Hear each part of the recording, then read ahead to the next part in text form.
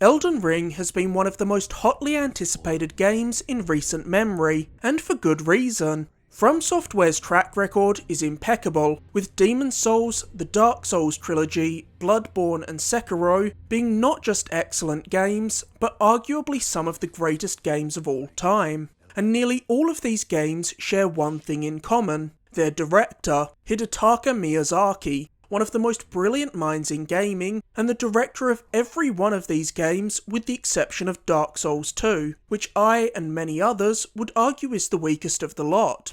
Though with Elden Ring, there was another name attached that no doubt drummed up hype for a much larger audience, as Elden Ring features lore written by none other than Game of Thrones creator George R.R. Martin, though exactly how involved he was is seemingly still up for debate. Being a huge Soulsborne fan, I went in expecting Elden Ring to be excellent, yet somehow it managed to surpass my every expectation. Elden Ring takes all the lessons FromSoft have learnt from their prior games to provide their most absorbing and refined game yet. Elden Ring is the rare open world game that is genuinely innovative and pushes the increasingly oversaturated open world genre forward. Elden Ring is the kind of special game that comes only a few times in a generation. Before we fully dive into this review, I just want to clarify a couple of things. While I'm going to be as vague as possible to keep this review spoiler free, and I'm only going to show footage from the first few areas of the game, the majority of the footage I captured for this review was on my New Game Plus save, so you will be seeing armour and weapons that are from further into the game. So if you're very spoiler averse, you may prefer to either just listen to this review or come back once you've played it for yourself.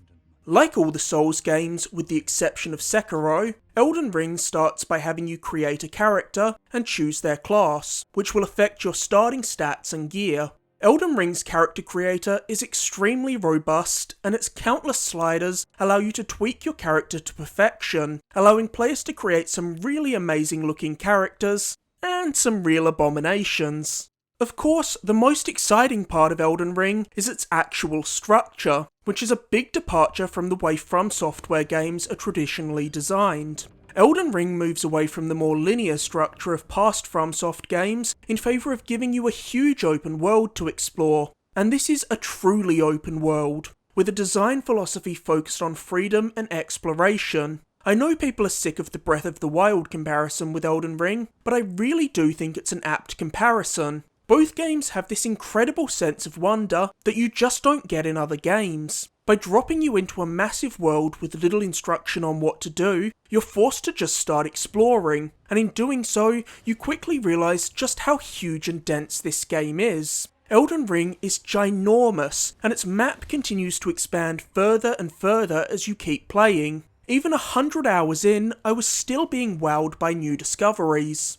Elden Ring's world is not only vast, but intricate and layered. You'll often stumble across huge new areas above or below locations you've spent countless hours in. At one point, I was sure I'd exhausted everything there was to do in an area, only to discover a secret entrance to another huge underground map below it. The feeling of curiosity that Elden Ring's world fills you with is intoxicating, and you're always rewarded for going off the beaten path and exploring. If something catches your eye, you're always rewarded for checking it out. And that reward can come in so many different forms, from items to crafting materials to reinforce your weapons, to a minor dungeon, to an unexpected optional boss fight, to a new NPC who may very well have their own full questline to explore. I'd even go as far as to say that Elden Ring dethrones Breath of the Wild for having the most satisfying open world to explore.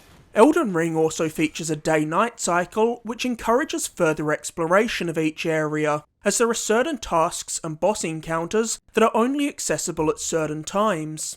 Because of how big and intricate the world is, it's useful to keep a notepad handy while you're playing Elden Ring, so you can jot down information about NPCs' locations and what they wanted of you, and what bosses you've killed in the overworld, so you remember what you've already done and what you still need to do. This is especially handy if you're planning to go for the platinum, as there are a lot of specific steps required to get the different endings. It's easy to get overwhelmed by a game of this scope, but Elden Ring is able to avoid this thanks to a few excellent design choices. Firstly, and most importantly, Elden Ring does a great job of drawing you to new locations. You can't go a few steps in this game without spotting something new in your sightline that looks interesting. This is a way that Elden Ring keeps guiding you along without needing to bombard you with hints or UI icons. There was never a moment in Elden Ring where there wasn't something on the horizon that I wanted to explore.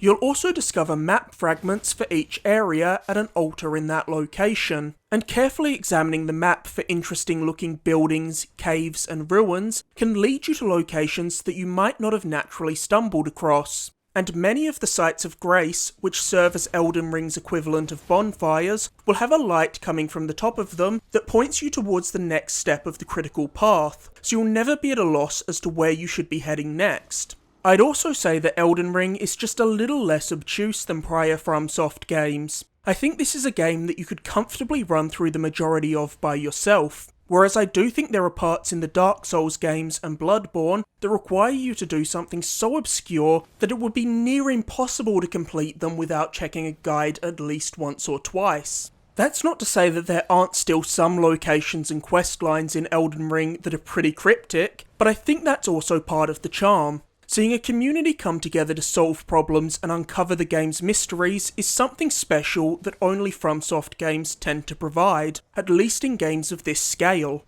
Pivoting to make an open world game was a big risk for FromSoftware, but it certainly worked out, though I can't imagine that even FromSoftware could have expected that it would pay off like this, with Elden Ring turning out to be a game that's arguably revolutionised the whole open world genre. If you're a fan of the linear dungeons of prior Souls games and were worried that they'd be lost in the transition to open world, worry not, it's actually quite the opposite. There are still plenty of labyrinthian interior sections full of traps, enemies, and the intricate interweaving level design found in From's prior Souls games. I'd even say that Elden Ring features some of FromSoft's most elaborate and clever level design yet. One particularly incredible moment saw me visit a building and place an item I'd found on a pedestal, which in turn completely shifted the environment and allowed me to explore it in an entirely new way. Obviously, I'm being as vague as possible to avoid spoiling this moment, but trust me, you'll know what I'm talking about when you encounter it for yourself. Elden Ring is one of the biggest games I've ever played, so of course it'd take forever to get across this map on foot, and that's where Torrent comes in. Torrent is some kind of horse-goat hybrid creature, and he serves as your mount in Elden Ring. Torrent can be summoned nearly anywhere with the press of a button, and he makes travelling around the map a breeze. Not only can he sprint across large stretches pretty quickly, but there are geysers of air all over the map that Torrent can use to quickly leap straight upwards, allowing you to take shortcuts and get to higher ground in an instant. Interestingly, while Elden Ring is still as unapologetically difficult as FromSoft's prior games, the open world structure definitely makes Elden Ring their most approachable game for newcomers. Because Elden Ring offers such a large open world, bursting at the seams with things to see and do, you're far less likely to get stuck beating your head against the wall like you would in prior Souls games. If you hit a point where you're dying again and again and getting frustrated, you can almost always just go do something else, level up a bit, and come back when you're a bit more powerful and your mind's a little clearer. Elden Ring does feature some classic FromSoft trolling that will either amuse or deeply annoy you depending on what type of person you are. For instance, early on, you can stumble across a perfectly innocent looking chest, but upon opening it, you'll instantly be teleported into the middle of a difficult area that you're absolutely not ready for. A big part of why I fell in love with the Souls games was because of their excellent combat systems, and Elden Ring offers FromSoftware's most robust and flexible combat mechanics yet. Elden Ring's combat feels very similar to Dark Souls and Demon Souls. It's not as fast as Bloodborne or Sekiro, so your movements feel a lot more deliberate and grounded, with attacks having a gratifying weightiness to them. Elden Ring rewards patience, meaning you'll want to take your time in fights and observe enemies' attack patterns to find your opening to strike. If you rush in, you're no doubt just going to get locked into an enemy's combo and have your health bar depleted in a couple of seconds. It's unbelievable just how much freedom you have to craft your own combat style based on the gear you invest in.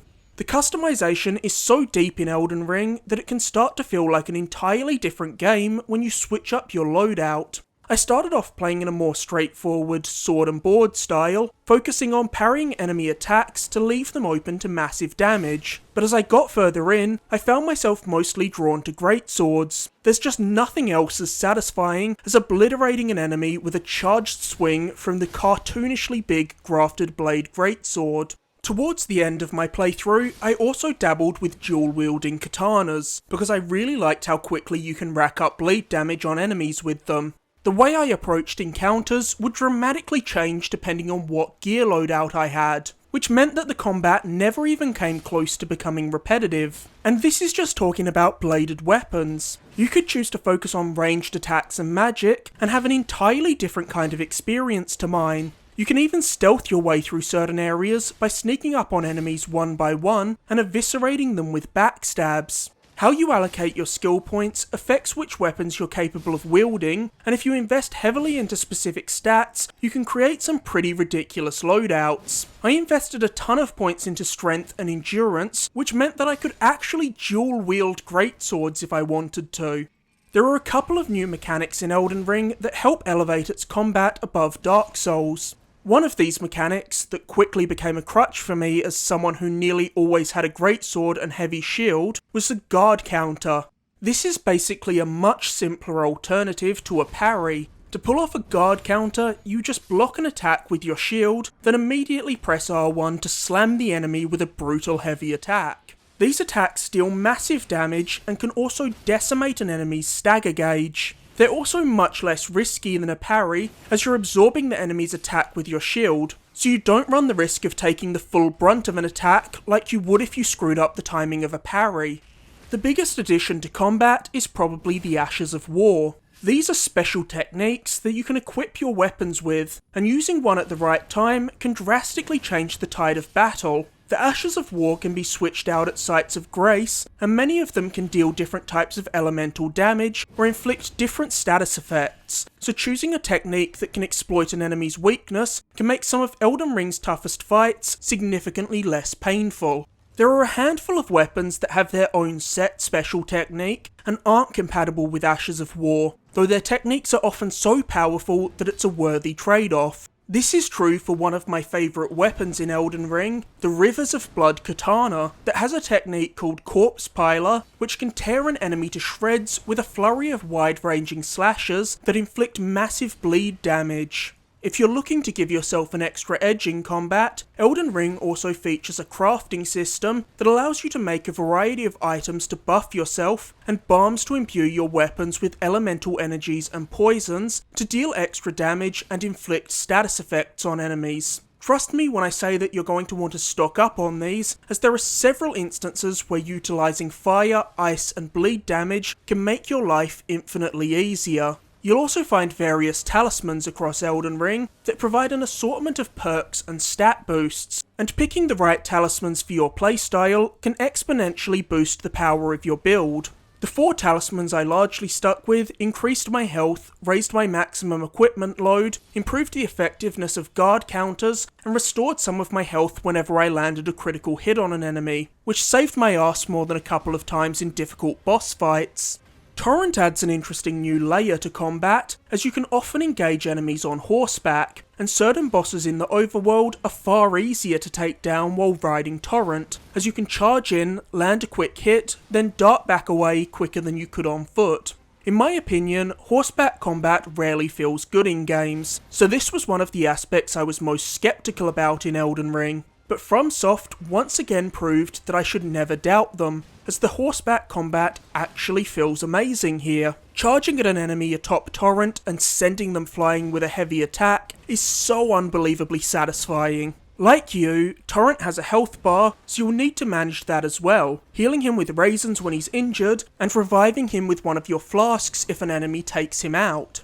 Even the best combat mechanics could grow dull in a game that can take over 100 hours to complete, but in Elden Ring they don't. And the main reason that they don't is because of the staggering amount of enemy variety found in Elden Ring. In fact, Elden Ring might have the most vast and varied selection of enemies I've ever come across in a game, and since this is a FromSoft game, a lot of them are absolute nightmare fuel. There's gigantic hairy ants, birds with blades strapped to their feet, some kind of horrific dog-dinosaur hybrids, and my new phobia, hand spiders, which, as you might have guessed by their name, are detached hands with way too many fingers that suddenly scuttle towards you once they catch wind of your presence.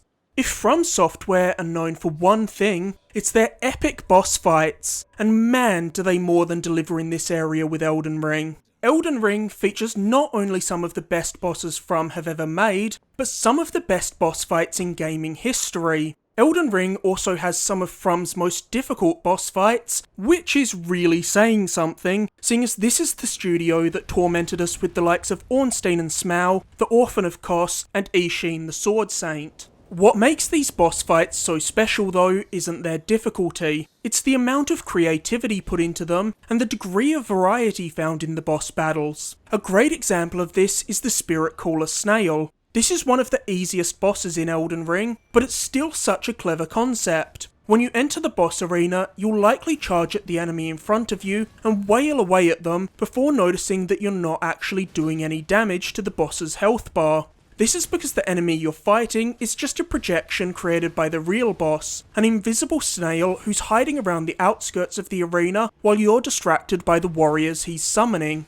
There are also multiple bosses that feel like spiritual successors to some of the most iconic bosses from FromSoftware's history. Obviously I don't want to say which ones, but I think fans of Dark Souls 1 will find a lot to enjoy in these boss fights. It's also worth noting that the countless minor dungeons scattered across Elden Ring's map also always culminate in a boss fight, though these fights are usually a lot simpler and easier than the major bosses of the game, and as you get further into Elden Ring, you do start to see the same archetypes being reused with only lightly remixed abilities. But it just goes to show how fun these fights are, that even when they're familiar, they're still never boring. And I was always excited to take on every new boss Elden Ring threw at me.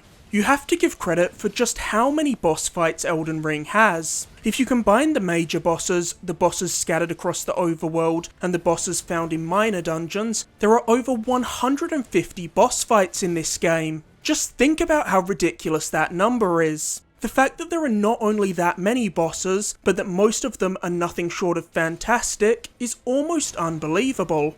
I obviously don't want to say too much about the lineup of bosses found in Elden Ring, as experiencing them for yourself is a huge part of what makes these games so special, but I'd be remiss to not touch briefly on two of my favourites. Two names that you've likely heard about even if you haven't played Elden Ring are General Radahn and Melania Blade of Miquella, and there's good reason for this. Not only are these the most challenging boss fights in Elden Ring, they're also the two most exceptional and memorable fights in the game. The Gargantuan Radahn is one of many bosses that allows you to use Torrent, and I'd even go as far as to say that utilising him is essential, as charging past and landing a couple of quick strikes is one of the better strategies for taking Radahn on, as when he hits hard, and I definitely got killed in one hit multiple times while facing off against him.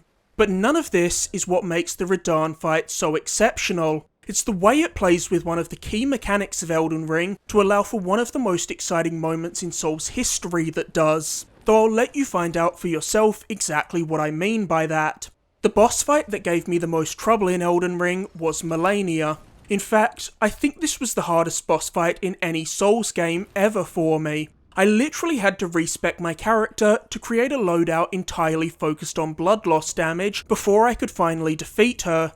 The Melania fight highlights what's so special about FromSoft games. It took me hours to get through this fight. When I first fought Melania, she eviscerated me, and I remember questioning if I would ever even be able to beat her. But as I kept trying and trying, I was slowly but surely getting a little further each time. And the feeling of elation when I finally defeated her is something that only these games can provide. Though if you don't want to bang your head against the wall, Melania is thankfully an optional boss. There's still nothing more satisfying in a Souls game than going back to an early area where you were getting your ass handed to you and just wrecking shop and seeing how powerful you've become across your journey. Nowhere is this more apparent than the start of a New Game Plus run. Elden Ring continues the Soulsborne tradition of beginning with an almost unbeatable boss who you're meant to lose to, but when you encounter this boss in New Game Plus with your endgame build and increased health and stamina, you'll no doubt make short work of them and just feel like a god. Elden Ring shares a lot of its mechanical DNA with Dark Souls, so if you've played through the Dark Souls trilogy, you'll have a much easier time here, as you'll have far less of a learning curve to overcome than new players will. Elden Ring's controls feel extremely similar to Dark Souls, though the inclusion of a dedicated jump button to replace the bizarre sprint jump of those games creates a lot less friction in traversal and allows for significantly more verticality in the level design, which in turn makes areas feel larger and less restrictive. It also adds a little more variety to combat, as you can now use jump attacks, which are great for punishing enemies when you see a lengthy gap in their attack pattern. A similar control scheme is far from the only mechanical similarity shared between Elden Ring and Dark Souls, with many of the mechanics from the Dark Souls games having a one-to-one equivalent in Elden Ring. You have the Flask of Crimson Tears to refill your health, which is basically just an Estus flask, and you also have the Flask of Cerulean Tears, which refills your FP, the energy used to cast spells and use your weapon skills. You'll find a couple of different item types scattered across the map to upgrade your flasks. These are the Golden Seeds, which increase the amount of charges your flask can hold, and the Golden Tears, which increase the amount of health or FP that's restored by a use of the flasks. Your flask uses are shared between the two flask types, and it's up to you to assign how many of each flask you want based on your build. I went for a strength-based build, so I ended up putting all of my flask charges towards the Flask of Crimson Tears, as I didn't really use magic, and I only needed to use my weapon arts in boss battles. One small but clever mechanic Elden Ring adds is restoring your flasks when you kill a large group of enemies. This helps tailor the flask system to fit the open world structure, as you won't be running out of flasks quite as frequently as you would in Dark Souls and Demon Souls, because they're constantly being topped up, which means you can explore for longer without having to return to a site of grace to rest and refill your flasks. As I mentioned earlier, Sites of Grace are Elden Ring's version of Dark Souls bonfires. Resting at one will refill your flasks and health, and they also serve as points that you can freely fast travel between. The only downside, you guessed it, resting at one will also cause the enemies in the area you've defeated to respawn. There are noticeably more Sites of Grace in Elden Ring than bonfires in Dark Souls. You're constantly stumbling across new Sites of Grace, which helps to make Elden Ring a bit less punishing than prior Souls games, because when you die, you're probably not going to be sent too far back. Teardrop Scarabs act as a substitute for Dark Souls crystal lizards. These creatures will run away from you and disappear if you don't kill them quickly enough. But if you do manage to defeat one of these evasive critters, you'll have your flasks refilled, and some of them even drop a new Ashes of War technique. And of course, there's also an equivalent for souls, with runes being the currency earned for defeating enemies in Elden Ring. Runes are a universal currency that are used for leveling up, buying items, gear and spells from merchants, and paying the armourer to upgrade your weapons. Having one currency for everything is a great way to streamline things in a game where you already have plenty on your mind at any given time. Summoning other players and NPCs to assist you has been a huge part of the Souls games from the beginning, but with Elden Ring, From have found a way to expand and improve this mechanic. Throughout your adventure, you'll find various Spirit Ashes. These items allow you to summon NPC help in exchange for some FP. You can summon a huge variety of people, creatures, and animals to fight alongside you. There's warriors, archers, sorcerers, wolves, a giant jellyfish. You can even find a Mimic tier Spirit Ash that allows you to summon a clone of your character with all your gear and weapon skills in tow. You can upgrade these summons, and the maxed out Mimic tier is absolutely absurd. There's been a little bit of gatekeeping nonsense around the Mimic tier, with some Souls fans saying that using it is cheating, which is, of course, ridiculous. It's a mechanic that's built into the game. If you want to use it, you should absolutely do so. Bosses like Melania would be so absurdly difficult if you didn't use the Mimic tier to get some breathing room. Plus, Elden Ring loves making you fight two bosses at once, so it's only fair that you use the Mimic tier to even the playing field. The Spirit Ashes are my favourite new addition in Elden Ring. They allow you to have a bit of backup in boss fights without the need to summon another player in. There are a couple of means of communicating with other players in Elden Ring that have been carried over from prior From games. One is the use of emotes, which is a great way to greet other players or celebrate victories together, and using an emote in the right location can even trigger special events in Elden Ring. There's a good selection of emotes in Elden Ring, even if none of them are quite as perfect and iconic as Praise the Sun. And of course, you can also leave messages for other players to find. You'll see thousands of messages during your playthrough of Elden Ring, some are helpful, and many are just left to troll new players. If you've been on any social media platform in the last month, you've no doubt seen many of the most popular messages that populate the world of Elden Ring. Seeing as you're only allowed to choose from a set list of words, players have to get creative when they want to say something funny or crass, which has led to thousands of messages that call every animal in the world a dog, and just as many messages saying "try fingers butthole." Along with messages, you'll also find countless bloodstains strewn across the floor in Elden Ring, and touching one will allow you to see how another player died, so you can learn from their mistake and hopefully not repeat it yourself. Of all of From's games, Sekiro definitely had the most focused and straightforward story, which I think was in large part due to having a set protagonist to follow. By comparison, Elden Ring's story falls more in line with the traditional Dark Souls story, meaning it's a bit more cryptic and vague, so if you're not engaging in conversation with every NPC and paying close attention to all the items you're picking up, you're probably going to get a bit lost. While Elden Ring isn't the most beautiful game on a technical level, its spectacular art design more than makes up for it. Obviously, if you put Elden Ring side by side with more impressive looking open world games like Red Dead Redemption 2 or Horizon Forbidden West, you notice that it doesn't have the highest degree of visual fidelity. But the environments and creature designs are so creative and meticulously detailed that you quickly stop noticing the rough textures and clipping issues that persist throughout Elden Ring. There's a strange beauty to the dank and oppressive dungeons, and the gothic architecture that makes up the many castles of Elden Ring is as striking as it is haunting. It's truly impressive how quickly the mood of a FromSoft game can shift from serene and peaceful as you're appreciating a beautiful vista, to being truly terrifying as you turn the next corner and encounter whatever eldritch nightmare the game inevitably throws at you. The composers for this game deserve all the credit in the world. It cannot be overstated how much the orchestral score adds to Elden Ring's overall atmosphere, and how drastically the music increases the intimidation factor of Elden Ring's many bosses. I also have to give a special shout out to Elden Ring's main theme. It's unbelievably good, and I found myself leaving the game on the start screen whenever I booted it up, just so I could listen to it. Elden Ring's sound design is just flawless all around. If you've seen the trailers for Elden Ring, you've no doubt noticed the walking mausoleums. These are giant turtle-like creatures that have a structure on their back and a giant bell hanging below them, and hearing the chime of the bell when one is nearby is one of the most unnerving sounds in gaming.